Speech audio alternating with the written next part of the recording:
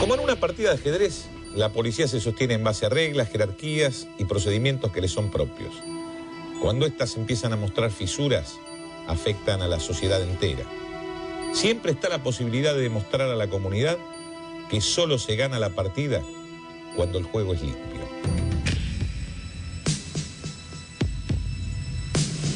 El 21 de junio de 1992, Saúl Canessa, campeón argentino de ajedrez en 1989, fue trasladado de urgencia desde el hospital de Necochea hasta el Hospital Interzonal de Mar del Plata.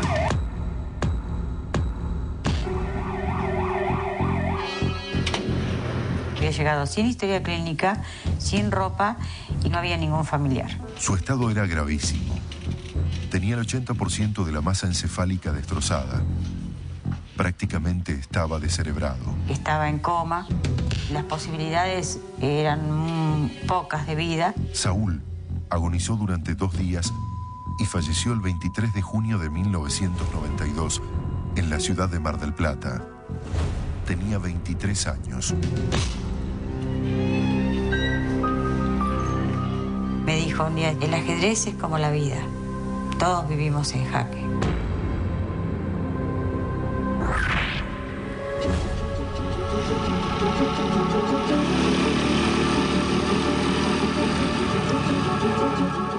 Según declaraciones del personal policial que detuvo a Saúl, aquella madrugada conducía su motocicleta en estado de ebriedad. Saúl estaba reunido en Quepchu, es un bar,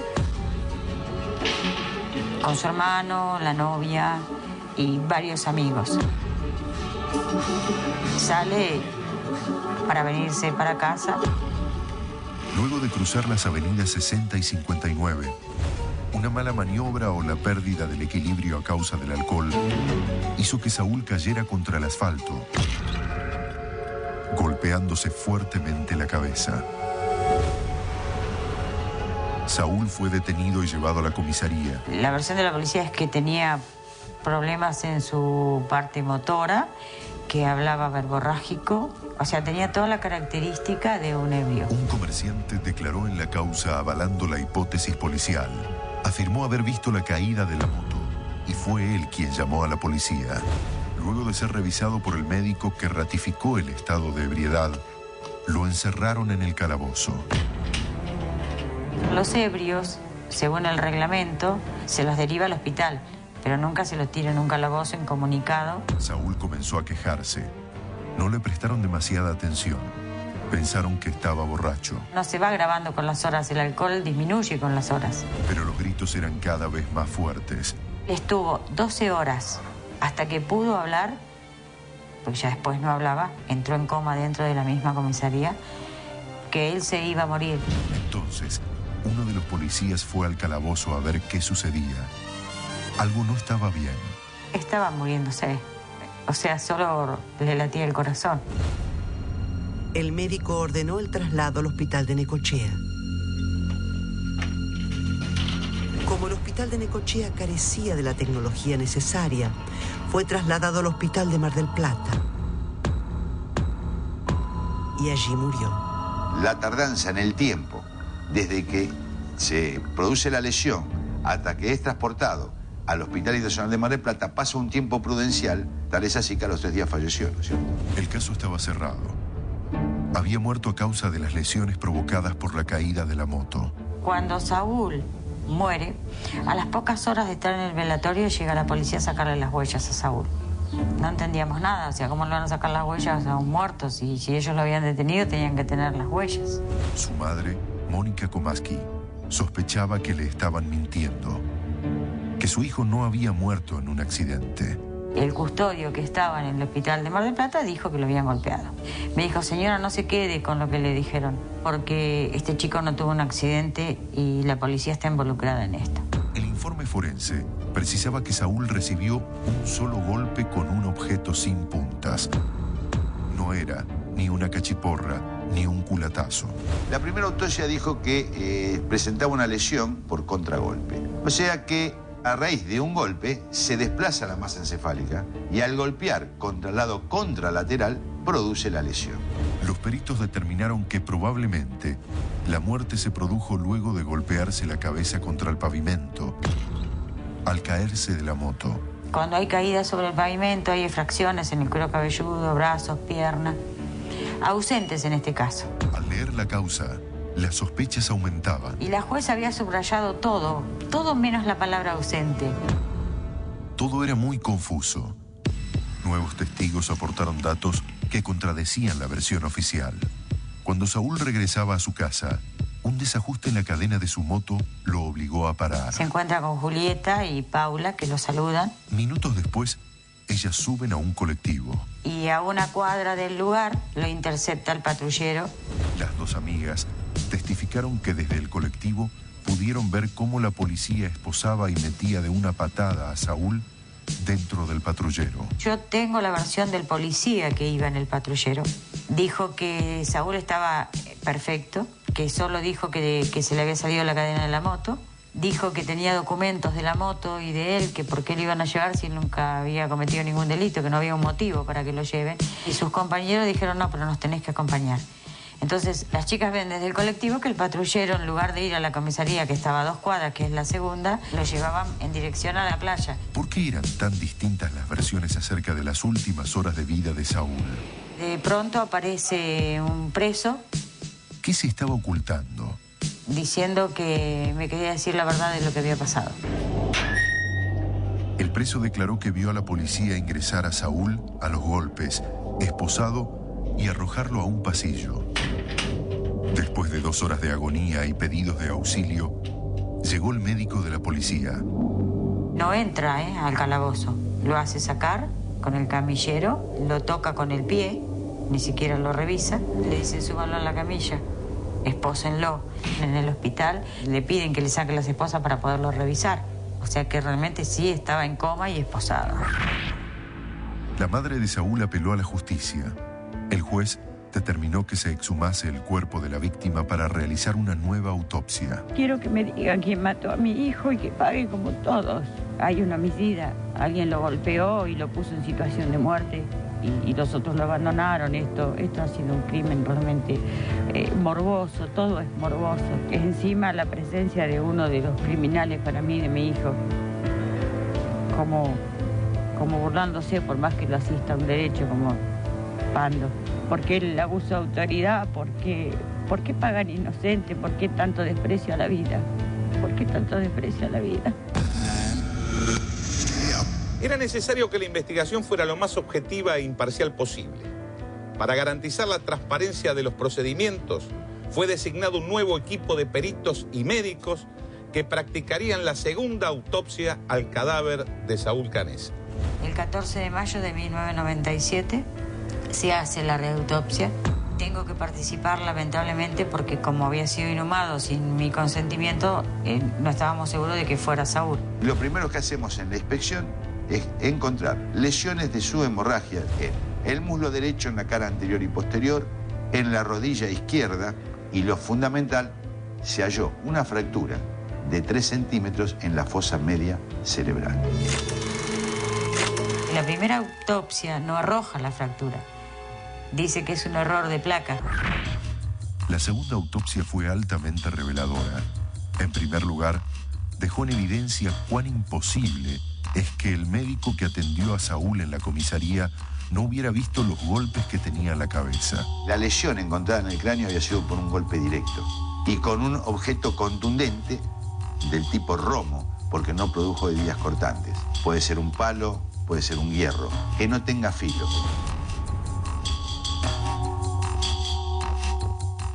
Aparentemente, cuando la policía trasladaba a Saúl, se detuvo al costado del camino.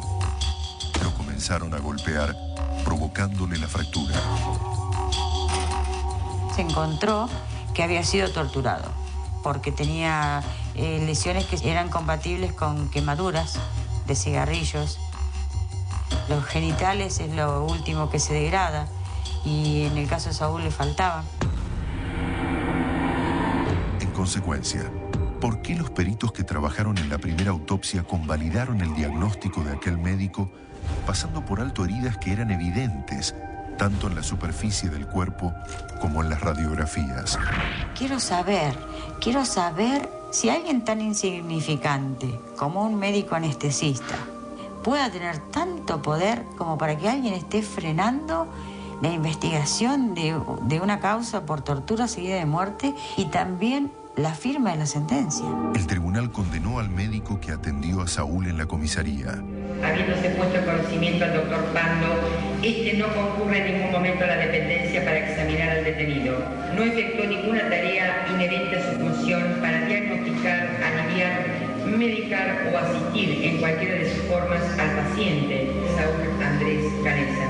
Los cargos fueron abandono de persona y falsedad ideológica, es decir, haber declarado que sucedió algo que nunca ocurrió. No sé qué pasó con Saúl ese 20 de junio. No sé. Tal vez nunca lo sepa.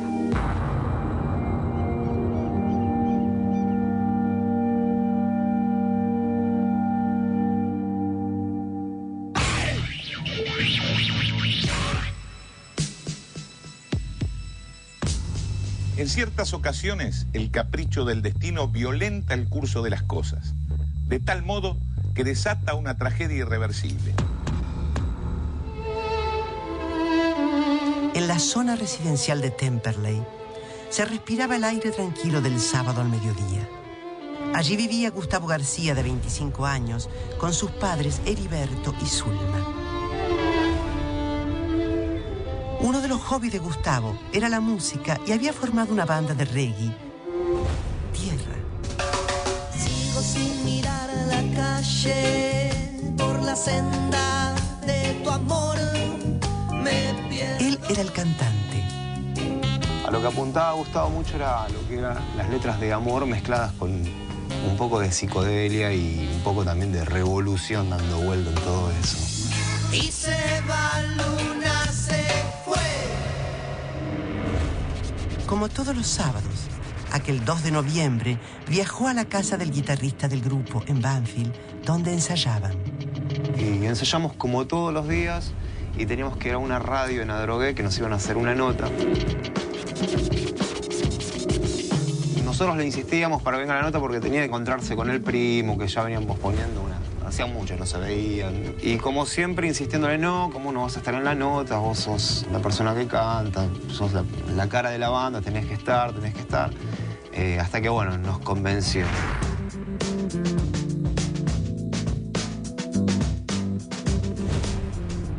Frente a la radio, Gustavo se despidió de sus compañeros y les deseó suerte. Caminó hacia la casa de su primo, Federico Di Francesca, a pocas cuadras de allí. Su primo no lo esperaba, pero Gustavo, sin mayores razones, prefirió visitarlo por sorpresa en lugar de asumir el compromiso que tenía con su banda de música. Tocó el timbre durante unos minutos. Al parecer, Federico no estaba en casa.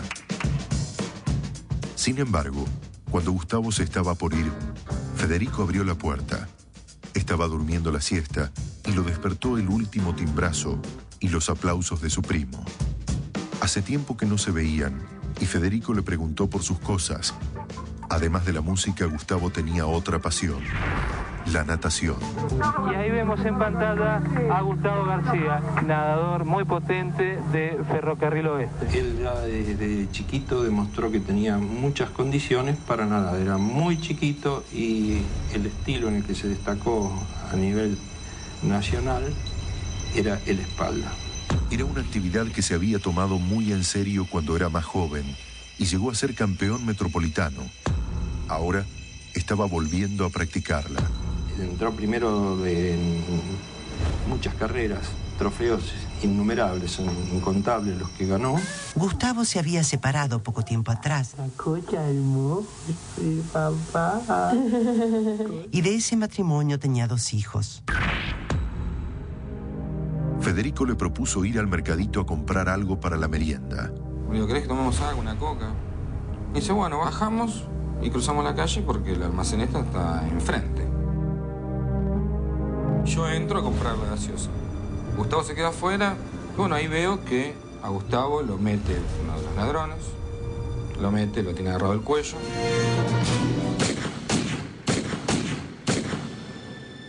Cinco sonidos secos quebraron la serenidad en la tarde de Adrogué. Provenían del almacén, situado en Avellaneda 1267. Dos ladrones habían entrado al almacén. Allí estaba Ariel Cabrita, de 26 años, suboficial de prefectura, que enfrentó con su arma a los delincuentes. Se produjo un tiroteo cruzado. Gustavo García estaba en el lugar y en el instante equivocado. Una bala le atravesó el corazón y murió en el acto. El examen interno del cadáver no permitió descubrir ningún proyectil alojado. Un informe preliminar de autopsia, efectuado antes de la reconstrucción de los hechos, afirmó de que habían existido 2 heridas de bala. El proyectil es uno solo el que actúa sobre la víctima y no 2 como se pensaba al principio, ya que había una herida en antebrazo con entrada y salida y una herida en tórax. Es la herida del antebrazo, se analiza y se justifica que es un reflejo de defensa que tiene la víctima en el momento que es disparado el proyectil. ¿Qué sucedió exactamente en el almacén? ¿Cómo se inició el tiroteo? ¿Quién disparó la bala que mató a Gustavo? Los vecinos que escucharon los disparos vieron salir del almacén a 2 delincuentes, que luego escaparon en bicicleta. Uno de ellos se tomaba el abdomen, estaba herido. Para reconstruir el caso, eran necesarias las declaraciones de todos los testigos presenciales. Yo lo veo que entra y dice, esto es un robo, qué sé yo, trayéndolo a Gustavo. Yo me corro para atrás de la góndola y bueno, el ladrón pasa por atrás del mostrador. Ahí dice, esto es un asalto, qué sé yo. Bueno, yo dije tranquilo, levanté las manos. No pasaba nada, venía todo normal, ahí era un robo normal. Y bueno, ahí es cuando yo estoy así, con las manos arriba y veo que, bueno, hace el movimiento Cabrita de agarrar el arma. Yo me tiro al piso, no veo absolutamente nada más. Escuché 4 o 5 disparos. Listo. Y cuando me levanto, me acerco al parador del mostrador, voy a dar la vuelta y ahí aparece Gustavo. Estaba como medio inclinado, parado todavía. Venía caminando y bueno, él me dice, ay, por Dios, y se cae. Ya ahí le veo que sangraba el pecho.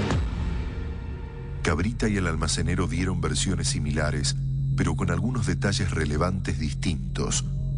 Según sus testimonios, Cabrita se identificó como miembro de las fuerzas y disparó después de que el ladrón que estaba afuera martillara su pistola. También declararon que el tiro que mató a Gustavo había sido efectuado por el otro ladrón. Las investigaciones en el lugar del hecho podrían resolver los puntos divergentes de las versiones e iluminar la verdad. Fundamentalmente, resultaban clave las pericias balísticas y planimétricas para reconstruir la secuencia del tiroteo. Dentro de la escena del crimen se encuentran 2 proyectiles calibre 44 de revólver y se encontraron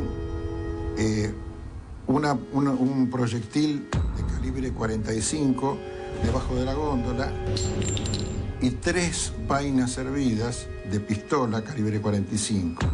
Los tiros de pistola, al producirse la extracción, sale la vaina, que es la parte posterior del proyectil. Eso es importante porque se puede identificar de qué arma ha sido disparado. Una vez completadas las pericias, fue necesario utilizar un recurso clave para esclarecer los hechos. El fiscal, a pedido nuestro, ordena la reconstrucción del hecho con animación computarizada. La animación muestra la disposición de los objetos y las personas en el almacén antes del tiroteo, según la reconstrucción de los peritos. Ha sido la animación computarizada un elemento fundamental para ordenar todo esto y descartar ciertas hipótesis que no coinciden con la realidad de los hechos. El primer disparo, realizado por Cabrita, atravesó la vidriera e hirió al ladrón que estaba afuera. El proyectil debe haber quedado alojado en su cuerpo. Rompió el vidrio de la vidriera. Eso también es un elemento testimonial por el tipo de bisel que se produce dentro del vidrio. Es un bisel externo. Amerita de que ese disparo es tal cual se realizó. El segundo disparo hecho por el ladrón del mostrador pasó cerca de Cabrita y atravesó el zócalo de la vidriera. Esa bala fue hallada en la vereda. El tercero es de Cabrita, accidental en el momento que se resbala.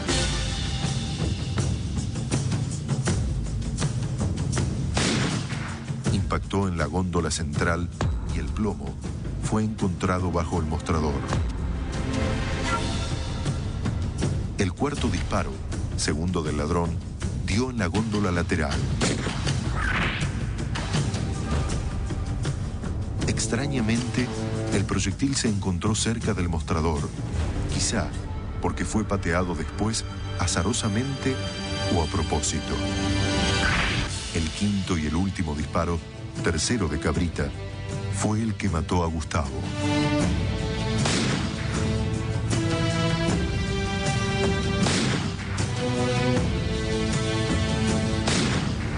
Penetra por el antebrazo, con orificio de entrada y orificio de salida, luego penetra en el tórax, atraviesa el corazón y sale por el flanco opuesto.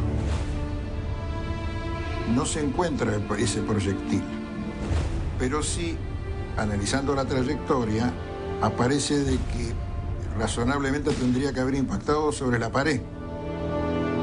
En el momento del hecho, por algunos testimonios se considera de que no estaba un afiche, que en el cual en el momento que se hacen las relevaciones está. Se levanta el afiche y ahí falta un azulejo.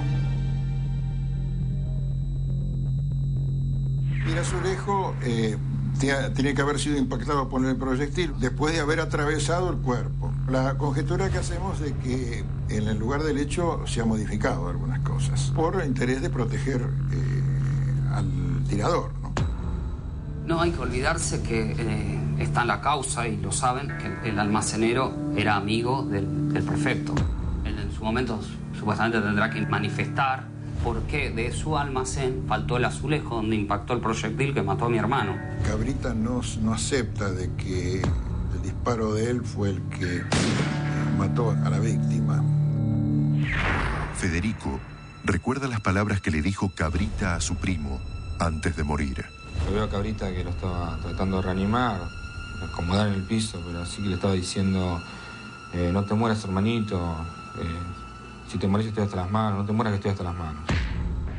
La reconstrucción animada fue determinante para elevar la causa a juicio oral, con Cabrita imputado por homicidio culposo, es decir, sin intención de matar.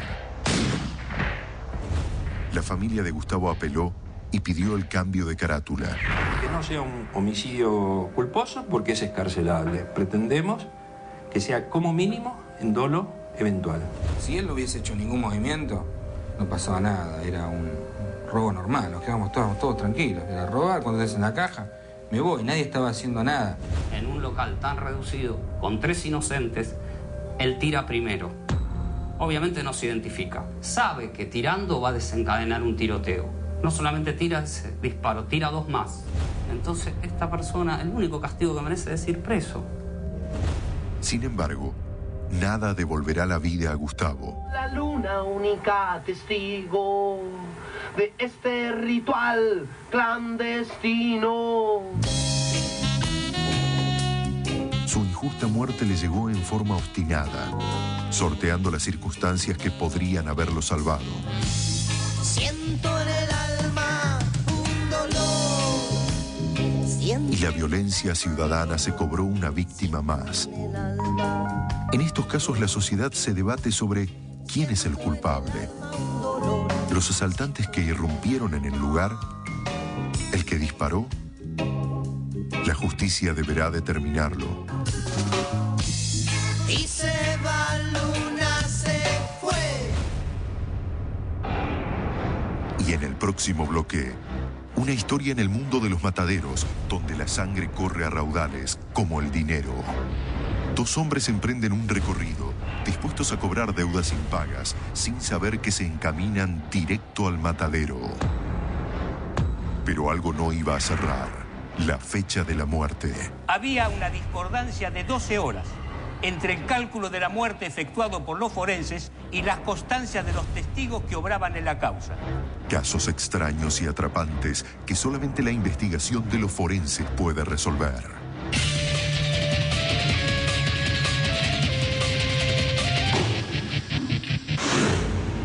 El campo tiene sus códigos y en la industria de la carne existen internas. Un mundo complejo con algunas familias importantes y grandes sumas de dinero en juego. Esta es la historia de dos hombres que recibieron el mismo trato que una simple pieza de ganado.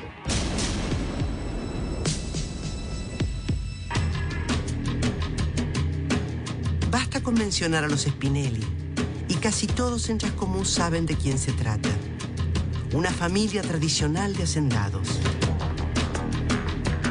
Ricardo, el padre de la familia, puso su propio frigorífico, al que llamó Gus Mill.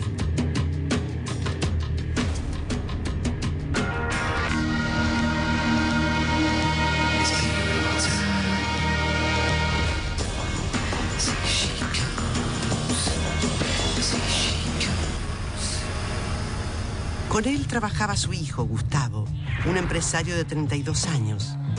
En sus ratos libres, Gustavo se dedicaba al polo. Una de las actividades de Gustavo consistía en realizar las cobranzas del frigorífico. El 17 de diciembre de 1998, partió rumbo a La Plata en su nuevo auto. Gustavo viajaba acompañado. El recorrido incluía varias paradas en las que iría cobrando las deudas del día. De la empresa era el administrador, era él. Siempre tuvimos la comunicación porque yo llamaba a él o él me llamaba a mí. Fue el último día, el 16, que lo vi. Y bueno, fue el caso que fue a cobrar y no aparecía. A las 1:30 de la tarde, a las 2 fue la última llamada. Él quedó en regresar más o menos a las 8 de la noche porque yo me tenía que ir, pero fue una cosa que después de la 1:30, las 2 ya, el teléfono me empezó a dar apagado fuera del área de servicio o en la zona de San Vicente. Alarmado por la falta de noticias de Gustavo, Ricardo decidió dar parte a la policía de la desaparición de su hijo. No conforme con haber notificado a la policía, Ricardo reunió a 2 de sus empleados de confianza y les dio la lista de lugares que Gustavo iba a recorrer ese día. Los empleados de Ricardo cumplieron sus órdenes y reconstruyeron paso a paso el camino que Gustavo había realizado. Fueron a cada uno de los lugares y hablaron con cada persona que Gustavo había entrevistado a lo largo de la jornada para hacer sus cobranzas, hasta que llegaron a la última parada del recorrido, las oficinas de Marconi. Ahí les informaron que Gustavo nunca había pasado por el lugar. Esto quería decir que la desaparición podía haberse producido en el camino que unía el frigorífico anterior y el de Marconi. Avisan de Montes que había pasado un vecino por ahí, vio un auto Megan ahí en el monte y le extrañaba mucho porque estaba de la mañana. La policía llegó al lugar, inspeccionó el auto.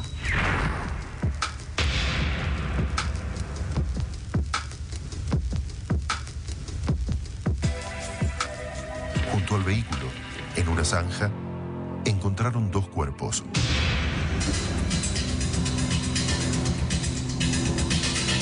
Eran los de Gustavo y su compañero.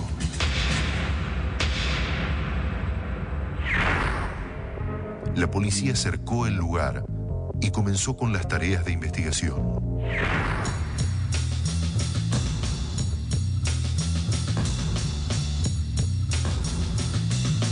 Me agarró como un ataque, locura, no sé.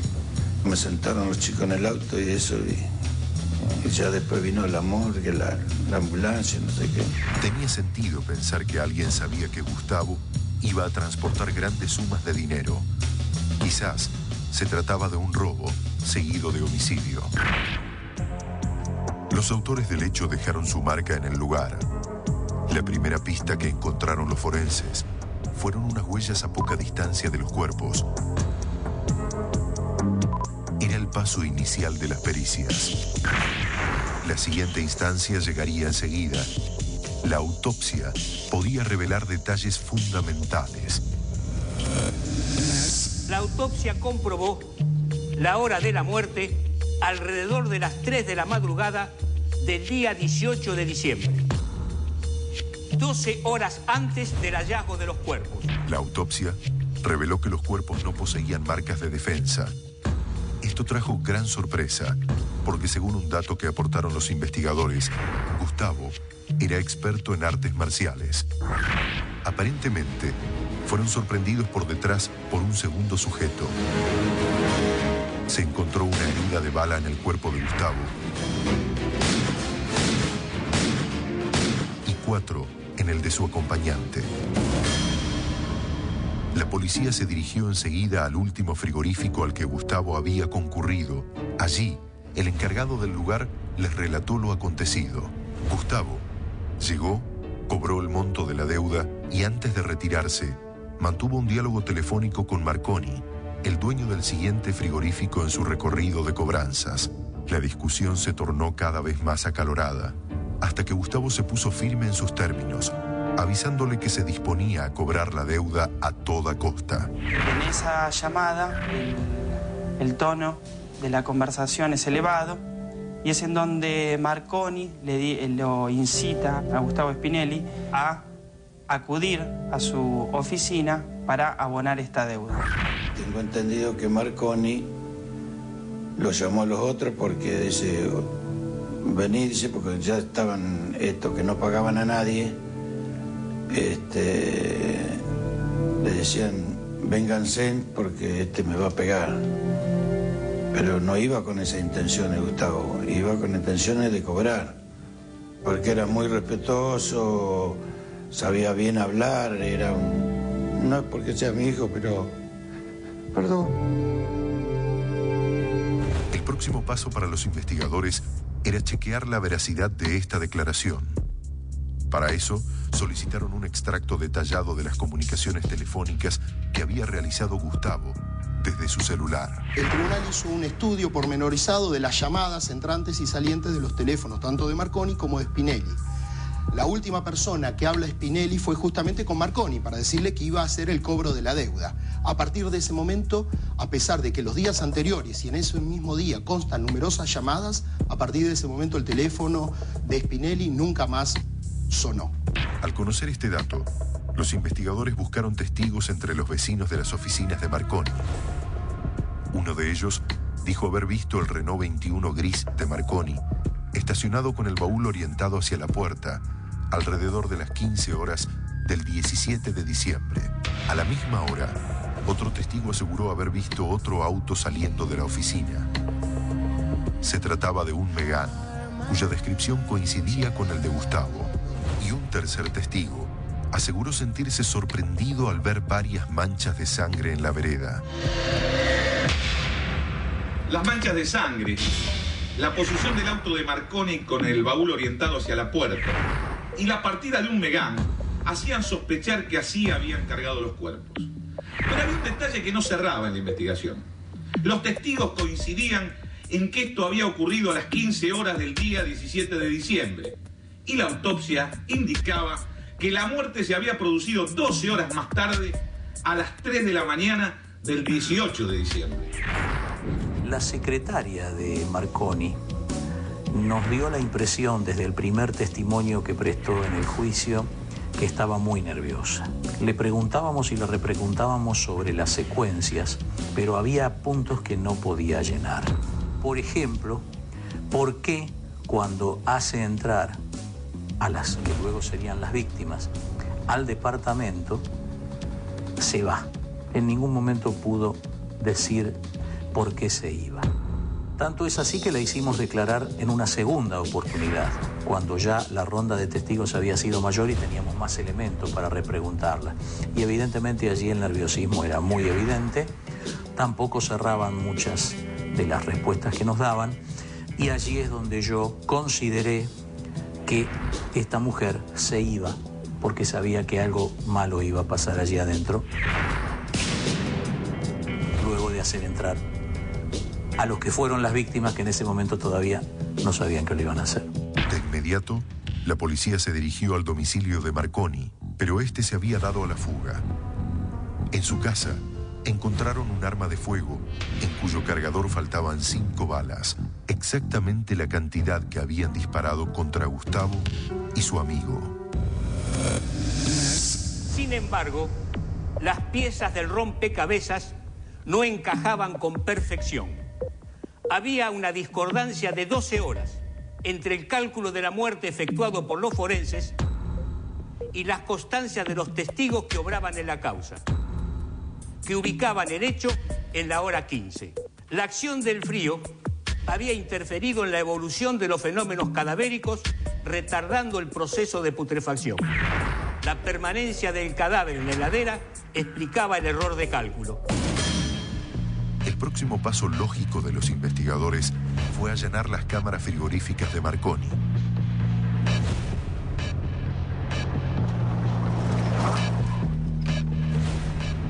Y ahí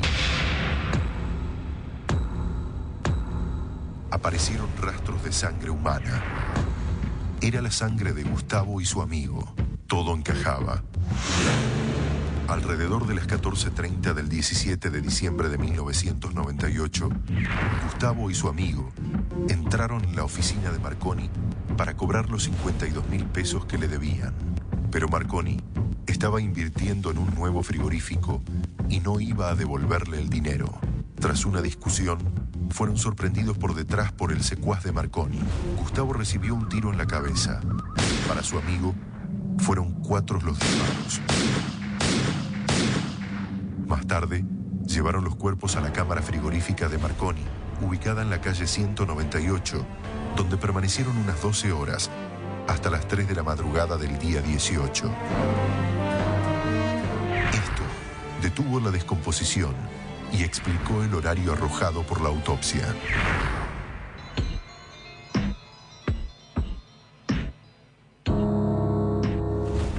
Marconi huyó a San Luis en su auto, hasta que fue capturado el 1 de diciembre de 2000, tratando de cruzar la frontera con Uruguay en Corrientes. Carlos Marconi fue condenado a 20 años de prisión por el homicidio de Gustavo Spinelli y su compañero. Su secuaz, Juan Álvarez, murió antes del juicio por causas naturales.